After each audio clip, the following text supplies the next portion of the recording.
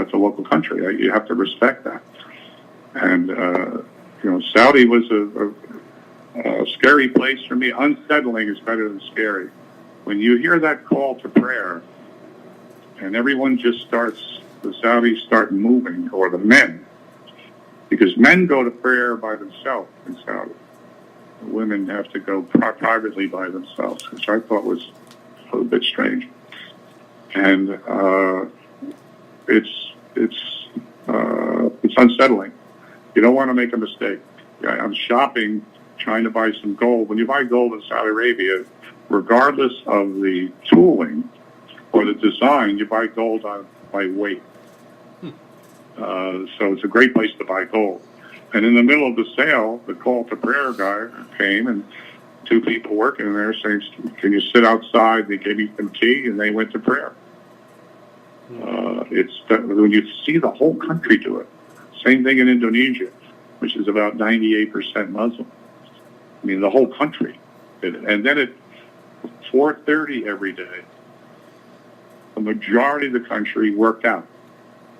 The entire refinery I was at donned the same color sweatsuits, male and female, turned the TV on, and did the international workout. Wow. Maybe that's something we need here. Fascinating. That is something we need here. It's different, though. They're forced to do it. I didn't realize that. Now, I think I know, but I'm not, I don't want to, I'd rather you say it. Why the left hand? Why can't you do stuff with the left hand? Well, it has to do with many cultures don't use toilet paper. They use water. Oh, like a bidet? No, a hole in the floor, a bucket of water, and your left hand. Oh. Are you sorry you asked that question? Yeah, you know what? I am sorry I asked that question. I thought it was a cultural thing, like I don't know what I was thinking it was. Well, now you know. Yeah, now that's something that you don't get in the travel brochure. I mean, no one goes to Saudi Arabia, but that's something that you don't know unless you were there. No, I think I don't think a lot of people go to Saudi Arabia on a whim. You do study that culture. You don't want to make a mistake. And there was an oil company worker there. I won't say who it was, and he had been found guilty of destroying a copy of the Quran. And from what I understand from a lot of expats and Americans, this guy had a chip on his shoulder. He bullied people. This was not a good person. Well, he was found guilty, and he was going to be caned in public. And the way they caned people there, it was a fascinating thing to see. It happened to me twice. Before he got caned, all the traffic was stopped. We were told to get out of the car, and someone was getting caned. You're forced to go there. When the guard heard us speak in English, he allowed us to turn around and leave. But this guy passed out at about eight hits. And then they put him on an airplane and flew him back to America. And they put a Quran under their arm, and he holds this cane, and it's all frayed on the end of it, and they just lay into you. So you don't want to make any mistakes there. Yeah. And you get the sense that everybody's afraid like you. But it's comical things. One of the things that Saudis, they do not like being passed by expats or Americans. And I had been warned of that. Just slow down and let them pass that. I'll never remember this moment in time where a small Japanese truck came by, not your typical pickup size. And there were two boys and the husband in the front seat. A woman holding her headpiece down, a girl and a goat in the back of the truck, and they were going about 70 miles an hour. Jeez. Jesus, yeah. And it wasn't that big of a deal. But coming away from Saudi or Ras Tanura, and there was a constant presence of our military landing in and out on the way to Iran and that sort of area. And I had the feelings, if I lived there, I don't necessarily think I'd like that either. So it's interesting.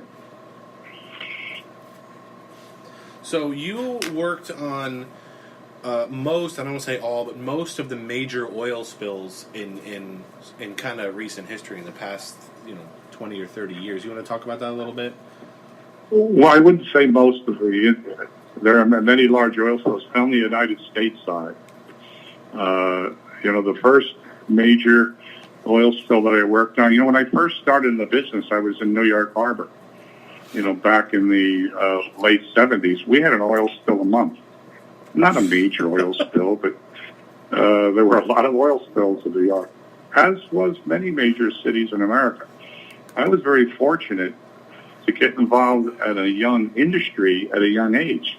Right. So even though I was only 30 or so, I had been doing it for 5 years, and I really had experience other people didn't have because the industry was just beginning.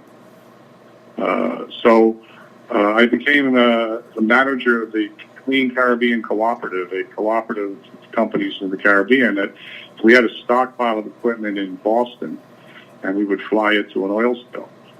And the first major oil spill I had was off the coast of Trinidad. 2 large tankers collided, and it spent a very large loss of life.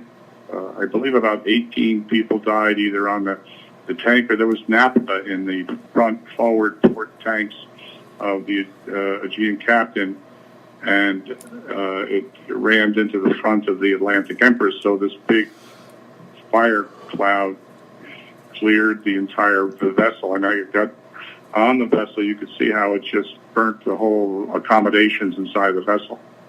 But we, as part of a team, that we fought the fire for a week, and the ship sank almost to the hour a week later from the collision. And the spill was so long that we had to observe the spill in a Lear jet.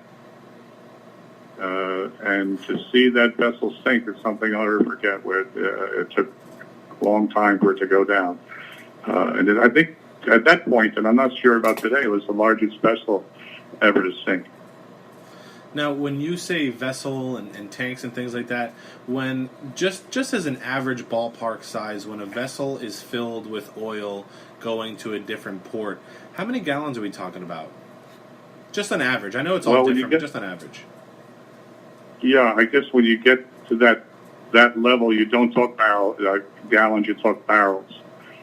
And this vessel, I don't remember either the tonnage or the amount of barrels that are in there, but it's about 1,000 foot long, and the beam's about 190 feet wide. And that's a lot of oil in there. I don't remember. We just had 2 VLCCs call on Port Arthur in Texas.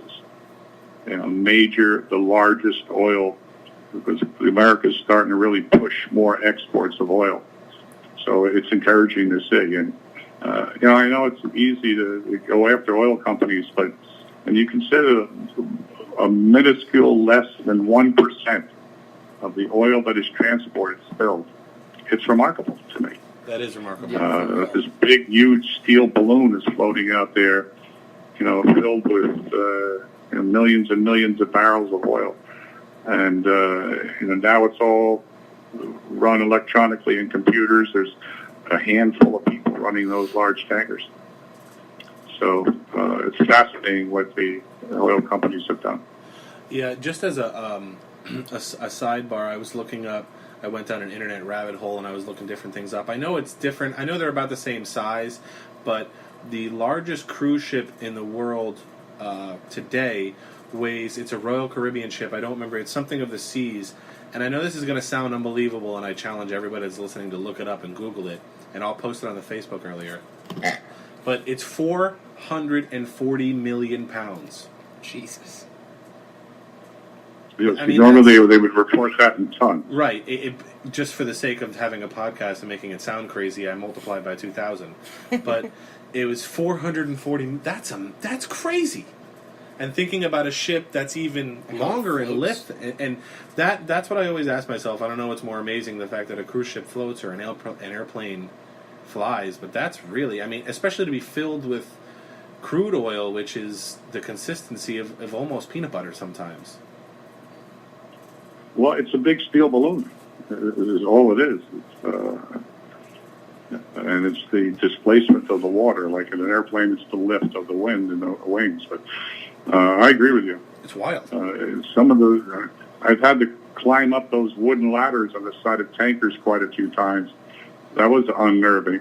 Yeah. You usually get a great meal, but you spend the entire time having dinner in one of those tankers worrying about how you're going to get down the ladder.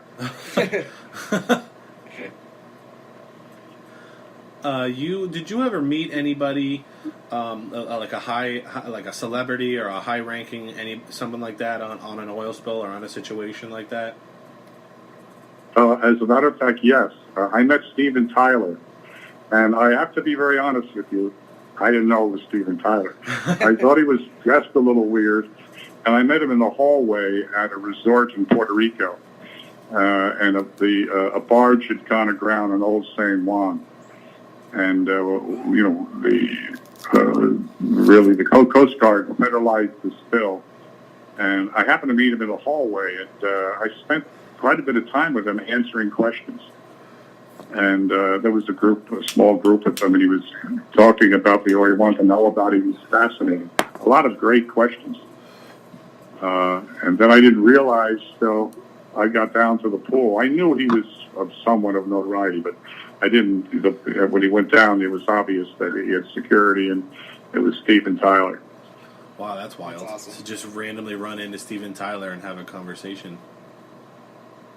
Well, our hotel rooms were close. Weren't you, I think this was in the very beginning of it, weren't you not tricked, but you were put on a pretty popular late night television show and you didn't know about it until after? Yeah, it's funny you remember that. I didn't remember that for this presentation. Yeah, it was the Atlantic Empress Aegean Captain, and I was manager of the Caribbean Cooperative, and the command center was set up for Mobil Oil, and there was a very, very attractive correspondent and a cameraman, and I was asked to escort the two of them down to the airport. We got up in the C-130. We went out there to find, they got some shots of the vessel. And then when we came back, she said, well, can you give me just a 15-second bite as to what we saw? So I knew that was wrong. So I called back to the command center, and they said, go ahead, just tell them what you saw. So I did. I made the presentation. She got on an airplane, she got on a helicopter and left. And by the time I drove from the airport back to the command center, everybody in the command center was watching CBS. And I was on CBS with the presentation. It went, worldwide. Wasn't it the Walter Cronkite show? It was the Walter Cronkite show, yeah. I can't believe I remember that. Yeah, either could I. But I have the tape. It's in beta. I've never converted it over. I guess I should. It'd be interesting to see. I was pretty young. I think it was 78 or 79. Yeah, I tell you what, I'd like to see that. Yeah. You were on. You were involved with you were working with Mobil when you were working with the Caribbean the co-op, correct? Yeah. No. At what point? What I'm trying to get. No, I was a manager of the Caribbean Cooperative. I left that and then went with Mobil for 19 years. Okay. At what point were you in? And this is I just want to touch on this because it is so amazing because of what happened a few years ago. But you worked in the World Trade Center, right? Yes, that was the first job that I had gotten. I went on a job interview. It was 1975. It was the oil embargo. It was a crazy